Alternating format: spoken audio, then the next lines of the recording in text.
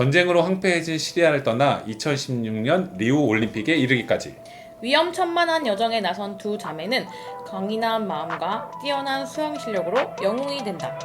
더 스위머스!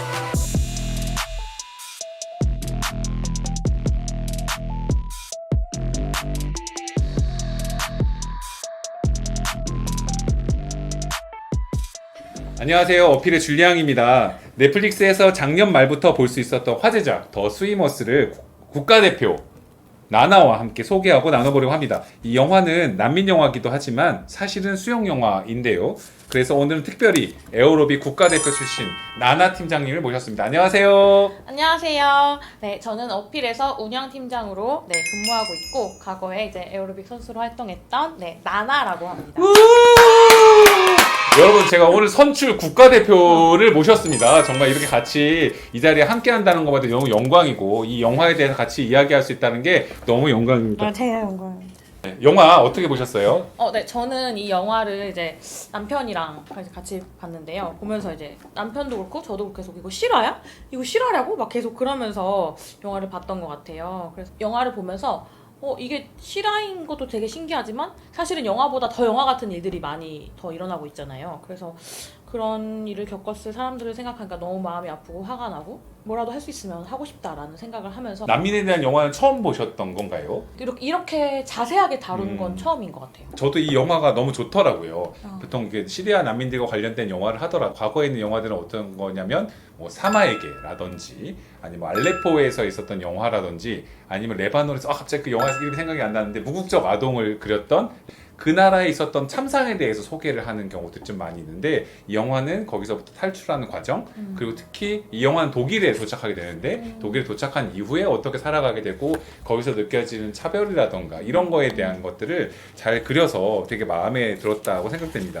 저는 난민 변호사로서 봤기 때문에 좀 그런 부분에 초점이 더 많이 있었지만 좀 운동선수의 과거 경험 자꾸 이제 그거 너무 옛날이어서 부끄러워하시기도 하지만 이제 그때 순간들 잠깐 떠올려 본다면 약간 운동을 하지 못한다는 것 자체가 엄청 이제 스트레스로도 오고 두렵고 또 심지어는 내 인생은 앞으로 어떻게 되는 것인가 약간 이런 생각까지 할 수 있을 것 같거든요. 평생 수영선수로 길러져 왔던 사람이었기 때문에 그리고 아까 말씀하셨듯이 그 서로 도와주려고 했던 그런 모습들도 이제 수영선수니까 물에 들어갔었을 때 그런 위험 상황들을 잘 알고 있을 거 아니에요. 그래서 아마 더 이렇게 챙겨주려고 하지 않았나 생각이 들고 또 난민들이라고 해서 그냥 무조건 도움만 받는 게 아니라 충분히 도울 수 있으면 자기도 돕는 사람들이라는 것에 대해서 되게 마음이 따뜻해졌던 것 같아요. 혹시 영화 보면서 남편분이랑 같이 보셨다고 했는데 가장 기억에 남는 장면들 있으면 좀 설명해 주세요. 사실 한 장면 이렇게 꼽기가 너무 힘들고요. 진짜 이 영화는 여러 장면이 눈에 들어옵니다. 이제 수영을 하고 있는데 수영장에 그 물에 이제 폭탄이 떨어져요. 근데 다행히 그 폭탄이 이제 불발탄이긴 했죠.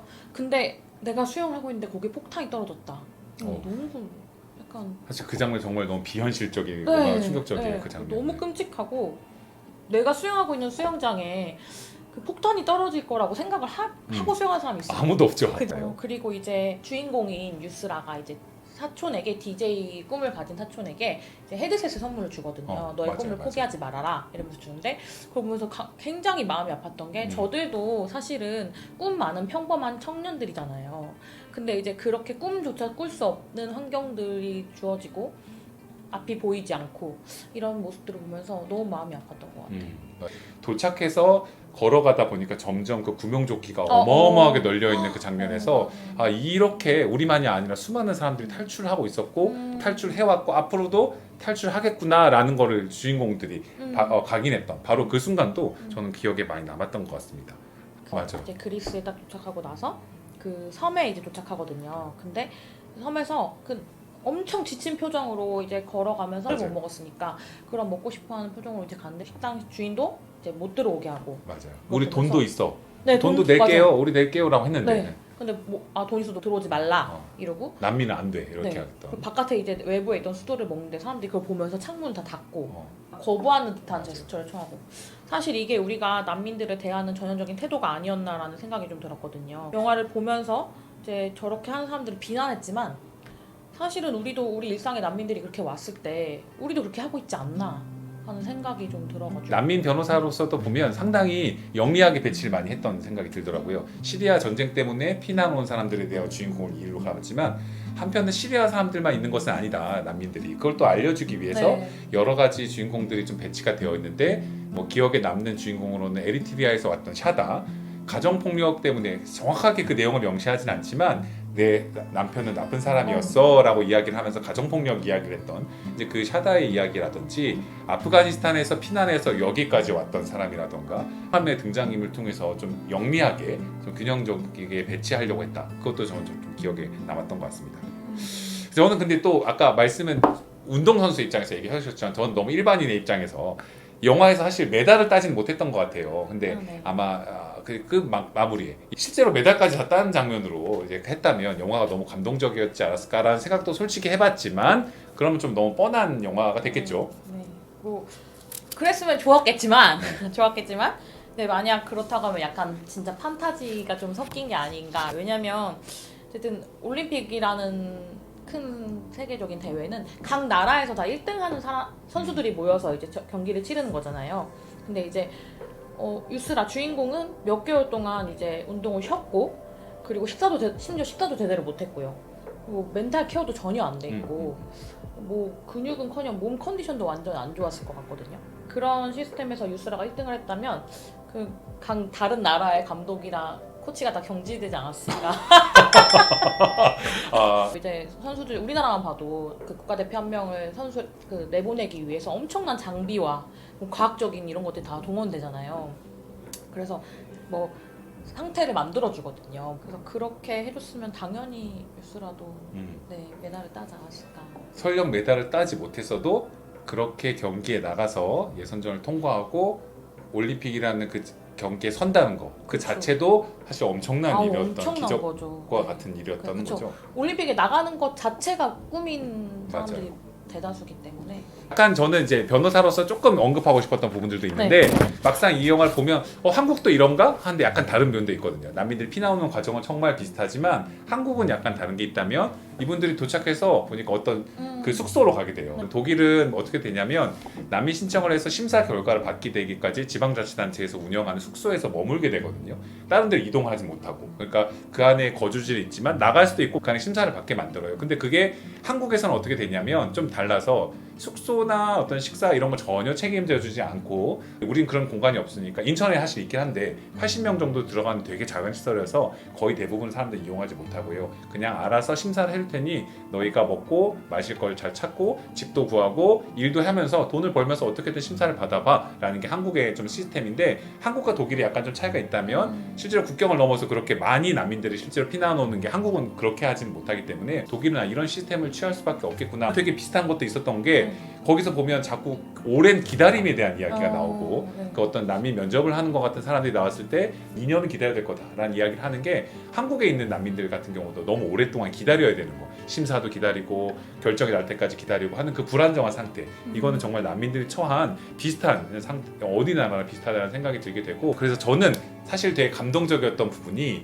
유스라 마르디니 주인공도 있지만 그 스벤 코치가 처음에 너무 얼떨떨하게 갑자기 와갖고 저 수영하고 싶어요. 시리아 국가대표였어요. 라고 얘기를 하는 걸 보고 그래? 하면서 하다가 실제로는 스벤이 선수들을 도와서 정말 꿈을 이룰 수 있게 최선을 다해서 노력할 수 있도록 하고 그 유스라를 통해서 같이 올림픽에 가서 자기 일처럼 기뻐하면서 해주고 그 다음에 끝까지 나오진 않지만 스벤은 실제로 이후에도 이 난민들과 관련된 일들을 계속 도우면서 인권 침해를 감시하는 활동을 계속해서 스벤 실제 그 코치가 해오셨다고 해요. 그래서 누군가 환영하는 사람들도 있지만 누군가 되게 싫어하고 난민 싫어라고 해서 몰라라고 하는 사람도 있지만 실제 자기 그냥 우리 인간이니까 똑같은 인간이니까 그리고 수영 선수니까 운동은 누구나 같이 즐겁게 할 수 있는 고귀한 것이니까 후반부에 가면 그 유스라 언니가 이제 커트로 머리를 짜. 맞아 무슨 대단한 결심이 오는 우리나라에서도 꼭 맞아. 머리를 뭔가 변하게 아저씨